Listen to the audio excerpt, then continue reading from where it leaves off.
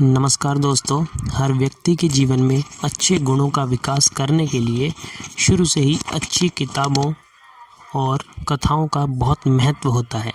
तो इसी प्रकार की हम कुछ कहानियाँ इस वीडियो में सुनेंगे जो ज़रूर आपको गुणों का विकास करेंगी, आपके जीवन में बहुत मदद करेंगी। तो शुरू करते हैं। एकता का महामंत्र।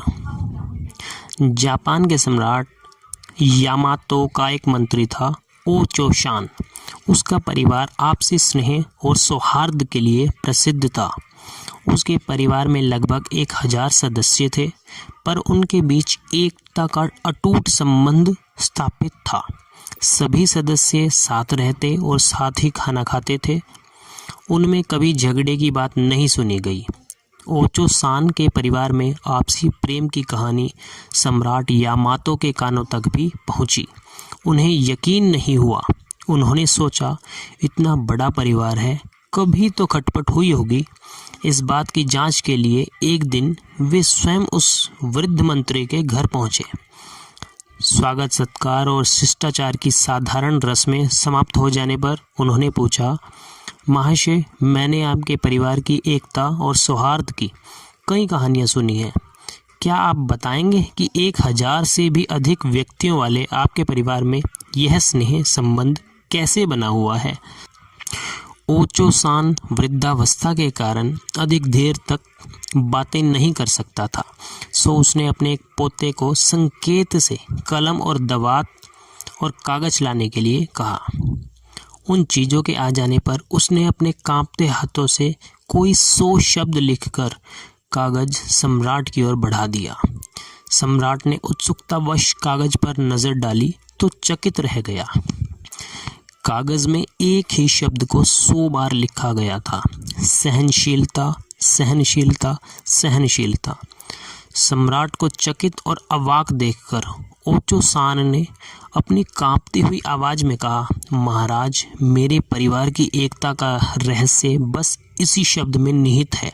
सहनशीलता का यह महामंत्र ही हमारे बीच एकता का धागा अब तक पिरोए हुए है। इस महामंत्र को जितनी बार दोहराया जाए कम है। तो दोस्तों, आपको यह महामंत्र मिल ही गया। एक और कहानी सुनते हैं, एकाग्रता का महत्व। वीर बहादुर एक सर्कस में काम करता था। वह खतरनाक शेर को भी कुछ ही समय में पालतू बना लेता था। एक दिन सर्कस में एक नौजवान आया। वह जानवरों के हाव भाव और हरकतों पर रिसर्च कर रहा था। उसने वीर बहादुर से कहा, आपका बहुत नाम सुना है, खतरनाक शेर को भी पालतू कैसे बना लेते हैं आप? वीर बहादुर ने मुस्कुराते हुए कहा, देखो, यह कोई राज नहीं है, तुम बड़े सही मौके पर आए हो। आज ही मुझे खतरनाक शेर को पालतू बनाना है। वह कई लोगों को अपना शिकार बना चुका है। तुम मेरे साथ चलना और वहां खुद देखना कि मैं यह काम कैसे करता हूँ। नौजवान ने देखा कि वीर बहादुर ने अपने साथ न कोई हथियार लिया और न ही बचाव के लिए कोई दूसरी चीज़। उसने अपने साथ बस एक लकड़ी का स्टूल लिया है। वह हैरान था कि स्टूल से वीर बहादुर खतरनाक शेर को काबू कर लेगा। शेर जैसे ही वीर बहादुर की तरफ गरज कर लपकता है, वह स्टूल के पायों को शेर की तरफ कर देता है। शेर स्टूल के चारों पायों पर अपना ध्यान केंद्रित करने की कोशिश करता है और असहाय हो जाता है। ध्यान बंटने के कारण कुछ ही देर बाद शेर वीर बहादुर का पालतू बन गया। इसके बाद वीर बहादुर ने नौजवान से कहा, अक्सर ऐसा होता है कि एकाग्र व्यक्ति साधारण होने पर भी सफल हो जाता है, लेकिन असाधारण व्यक्ति भी ध्यान बंटने के कारण शेर की तरह पराजित हो जाता है। नौजवान ने तभी तय कर लिया कि वह जीवन में हर काम एकाग्र होकर करेगा। तो यहाँ आपको दूसरी बहुत बड़ी सीख मिली है एकाग्रता की, कि एकाग्रता का हमारे जीवन में कितना महत्व है। एक और बहुत ही मोटिवेशनल, बहुत ही सबक देने वाली कहानी सुनते हैं, कर्तव्य बोध। एक किसान को विरासत में खूब धन संपत्ति मिली। वह दिन भर खाली बैठा हुक्का गुड़गुड़ाता और गप हाँकता रहता। रिश्तेदार और काम करने वाले नौकर चाकर उसके आलस्य का लाभ उठाते और उसके माल पर हाथ साफ करने लगे रहते। एक दिन उसका पुराना मित्र उससे मिलने आया। यह अव्यवस्था देखकर उसे कष्ट हुआ और उसने किसान को समझाने की कोशिश की, किंतु उस पर कोई असर नहीं हुआ। तब उसने किसान मित्र से कहा कि वह उसे एक महात्मा के पास ले जाएगा जो उसे अमीर होने के नुस्खे बताएंगे। यह सुनकर वह तुरंत अपने मित्र के साथ उन महात्मा के पास जा पहुंचा। महात्मा ने किसान से कहा, हर दिन सूर्योदय से पहले एक श्वेत नीलकंठ खलिहान, गौशाला, गुड़साल और घर में चक्कर लगाता है और बहुत जल्दी गायब हो जाता है। उस नीलकंठ के दर्शन तुम्हारे धन संपत्ति को बढ़ाने की क्षमता रखते हैं। अगले दिन किसान खुशी खुशी सूर्योदय से पहले उठा और नीलकंठ की खोज में पहले अपने खेत गया। वहां उसने देखा कि उसका एक रिश्तेदार अनाज से बोरा भरकर ले जा रहा है। शीघ्र ही वह गौशाला पहुंचा तो देखा कि उसका नौकर दूध की बाल्टी चुराकर अपने घर ले जा रहा है।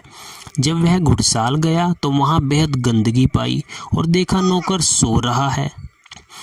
अगले दिन भी कुछ ऐसा ही हुआ। किसान के रिश्तेदार और नौकर अब सजग होकर अपना काम ईमानदारी और फुर्ती से करने लगे। अब किसान आलस्य मुक्त और स्वस्थ हो गया, लेकिन उसे श्वेत नीलकंठ के दर्शन नहीं हुए। उसने महात्मा से जब यह बात कही तब उन्होंने कहा, तुम्हें उनके दर्शन तो हो गए, लेकिन तुम उसे पहचान नहीं पाए। वह श्वेत नीलकंठ कर्तव्य है। यह सुनकर किसान की आंखें खुल गई। तो इस कहानी से हमें कर्तव्य बोध की बहुत बड़ी शिक्षा मिलती है कि अगर हम कर्तव्य करें तो कहीं ना कहीं हमारे लिए वो एक वरदान ही सिद्ध होता है। एक और कहानी सुनते हैं, कवि का स्वाभिमान। एक दिन राजा मानसिंह प्रसिद्ध कवि कुंभन दास के दर्शन के लिए वेश बदलकर उनके घर पहुंचे। उस समय कुंभन दास अपनी बेटी को आवाज लगाते हुए कह रहे थे, बेटी जरा दर्पण तो लाना, मुझे तिलक लगाना है। बेटी जब दर्पण लाने लगी तो वह नीचे गिरकर टूट गया। लेकिन यह देखकर कुंभन दास बोले, कोई बात नहीं, किसी बर्तन में जल भर लाओ। राजा कुंभनदास के पास बैठकर बातें करने लगे और बेटी एक टूटे हुए घड़े में पानी भरकर ले आई। जल की छाया में अपना चेहरा देखकर कुंभनदास ने तिलक लगा लिया। यह देखकर राजा दंग रह गया। वह कुंभनदास से अत्यंत प्रभावित हुए। राजा यह सोचकर प्रसन्न थे कि कवि कुंभनदास उन्हें पहचान नहीं पाए हैं। राजा वहां से चले गए। अगले दिन वह एक स्वर्ण जड़ित दर्पण लेकर कवि के पास पहुंचे और बोले, कविराज, आपकी सेवा में यह तुच्छ भेंट है, कृपया इसे स्वीकार कीजिए। कुंभनदास विनम्रतापूर्वक बोले, महाराज आप अच्छा तो कल वेश बदलकर आप ही हमसे मिलने आए थे। कोई बात नहीं, हमें आपसे मिलकर बहुत अच्छा लगा, पर एक विनती है। राजा ने पूछा, क्या कविराज? कुंभनदास बोले, आप मेरे घर पर अवश्य आइए, लेकिन खाली हाथ। यदि आप अपने साथ ऐसी ही वस्तुएं लेकर आते रहे तो बेकार की वस्तुओं से मेरा घर भर जाएगा। मुझे व्यर्थ की वस्तुओं से कोई मोह नहीं है, मुझे बस माँ सरस्वती की कृपा की आवश्यकता है। कवि के इस स्वाभिमानी रूप को देखकर राजा आश्चर्यचकित रह गए। वह समझ गए कि कवि कुंभनदास की निर्धनता उनकी विवशता नहीं है, बल्कि इसी तरह का जीवन उन्हें संतुष्टि देता है। वह लोभ, मोह, माया आदि से बहुत ऊपर उठ चुके हैं। उस दिन से कुंभनदास राजा के प्रिय हो गए। राजा के लिए यह गर्व का विषय था कि उनके राज्य में कुंभनदास जैसे लोग रहते हैं। तो इस कहानी से हमें कवि के स्वाभिमान और उसके स्वाभिमानी होने की शिक्षा मिलती है। एक कहानी और सुनते हैं, चिंता की मार। दो वैज्ञानिक बातचीत कर रहे थे। उनमें एक वृद्ध और एक युवा था। वृद्ध वैज्ञानिक ने कहा, चाहे विज्ञान कितनी भी प्रगति क्यों न कर ले, लेकिन वह अभी तक ऐसा कोई उपकरण नहीं ढूंढ पाया जिससे चिंता पर लगाम कसी जा सके। युवा वैज्ञानिक मुस्कुराते हुए बोला, आप भी कैसी बातें करते हैं? अरे चिंता तो मामूली सी बात है, भला उसके लिए उपकरण ढूंढने में समय नष्ट क्यों किया जाए? वृद्ध वैज्ञानिक ने कहा, चिंता बहुत भयानक होती है, यह व्यक्ति का सर्वनाश कर देती है। लेकिन युवा वैज्ञानिक उनसे सहमत नहीं हुआ। वृद्ध वैज्ञानिक उसे अपने साथ घने जंगलों की ओर ले गए। एक विशालकाय वृक्ष के आगे वे खड़े हो गए। युवा वैज्ञानिक बोला, आप मुझे यहाँ क्यों लाए हैं? वृद्ध वैज्ञानिक ने कहा, जानते हो इस वृक्ष की उम्र 400 वर्ष बताई गई है। युवा वैज्ञानिक बोला, अवश्य होगी। वृद्ध वैज्ञानिक ने समझाते हुए कहा, इस वृक्ष पर 14 बार बिजलियां गिरी हैं। 400 वर्ष से अनेकों तूफानों का इसने सामना किया है। अब युवा वैज्ञानिक ने झुंझलाकर कहा, आप साबित क्या करना चाहते हैं? वृद्ध वैज्ञानिक बोले, धैर्य रखो, यहाँ आओ और देखो कि इसकी जड़ में दीमक लग गया है। दीमक ने इसकी छाल को कुतर कुतर कर तबाह कर दिया है। युवा वैज्ञानिक ने पूछा, अब निष्कर्ष तो बताइए। वृद्ध वैज्ञानिक बोले, जिस तरह यह विशाल वृक्ष बिजली से नष्ट नहीं हुआ, तूफान से धराशायी नहीं हुआ, लेकिन मामूली दीमक उसे चट कर गया, उसी तरह चिंता का दीमक भी एक सुखी, समृद्ध और ताकतवर व्यक्ति को चट कर जाता है। युवा वैज्ञानिक उनसे सहमत हो गया। तो इस कहानी से मित्रों हमें ये शिक्षा मिलती है कि चिंता नहीं करनी चाहिए। चिंता की मार सबसे बड़ी मार होती है। आगे बढ़ते हैं एक और कहानी की तरफ। जीवन का सत्य। एक व्यक्ति आध्यात्मिक ज्ञान की आशा में एक संत के पास पहुंचा। संत ने उसे एक राजा के पास जाने को कहा। वह व्यक्ति राजा के पास पहुंचा। राजा उसे अपने दरबार में ले गया। वहां का दृश्य देखकर वह व्यक्ति दंग रह गया। वहां नर्तकियां नृत्य कर रही थी, लोग बैठकर मदिरा का सेवन कर रहे थे। वह घबराकर राजा से बोला, महाराज, मैं गलत जगह आ गया हूँ। यह बोला, अब मैं यहाँ एक पल भी नहीं रुक सकता।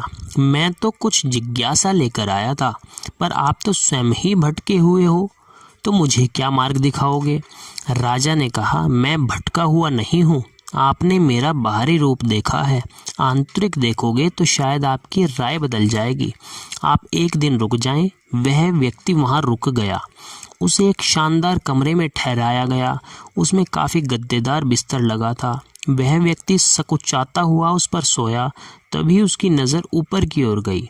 एक चमचमाती तलवार ठीक उसके सर पर एक सूत से लटकी थी। अचानक उसके मन में ख्याल आया कि अगर धागा टूट गया तो? इस चिंता में वह रात भर सो नहीं पाया। सुबह राजा खुद उसके कमरे में पहुंचा। उसने पूछा, अच्छी नींद आई न? इस पर उस व्यक्ति ने कहा, खाक नींद आती। आपने तो ऐसी तलवार टांग रखी है कि नींद उड़ गई। रात भर यही सोचता रहा कि अगर यह गिर जाएगी तो क्या होगा। इस पर राजा ने मुस्कुराकर कहा, इसी तरह मौत की तलवार मेरे ऊपर टंगी रहती है।